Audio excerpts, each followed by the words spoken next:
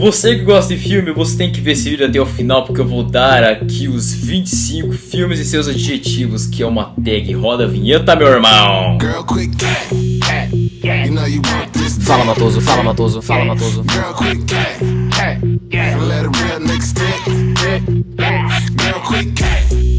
Hoje eu vim trazer um vídeo um pouco diferente, eu não vim trazer review, não vim trazer eu não entendo. Vai ser uma tag, que tag significa... Tá louco, agora girou. É isso aí. E eu vou listar pra vocês os filmes e seus adjetivos. É tipo assim, você tem que pegar 25 filmes e listar alguns adjetivos com eles, entendeu? É muito simples. Antes de eu começar a falar aqui, eu já peço pra você dar o like aí, compartilhar pros amigos, se for possível, adicionar os favoritos e me seguir nas redes sociais, Facebook, Instagram, tá tudo aí embaixo. Então, vamos começar. Um filme elegante. 007 Cassino Royale. Um Dry Martini. Um filme honesto. O Mentiroso, Jim Carrey.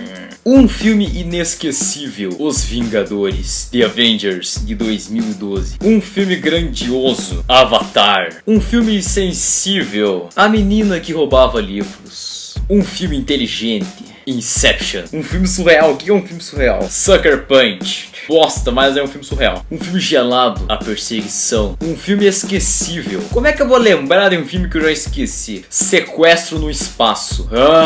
Um filme maldoso, Django Livre. Um filme intenso, Invocação do Mal. Cara. Um filme delicado, Nebraska. Um filme minimalista, Clube da Luta.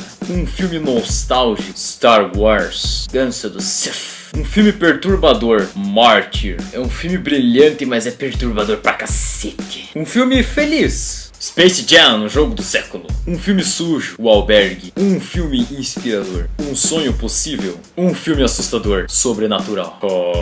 Um filme excitante, Cisne Negro. Um filme escandaloso, Pulp Fiction. Um filme hilário, Todo Mundo em Pânico 3. Um filme cansativo, Elysium. Um filme mentiroso, Noé. E um filme calculista, O Poderoso Chefão. Bom, é isso aí, galera. Terminei de listar os 25 filmes aqui e seus adjetivos. Não, como eu disse, não se esqueça de dar like. Se você gostou, faz a tua lista, coloca aí embaixo. Eu sei que ninguém vai pôr, mas se você quiser, coloque aí. Eu estou aberto a sugestões. Se você quiser conversar comigo, as minhas redes sociais estão aí embaixo. Então, falou, galera, e até a próxima.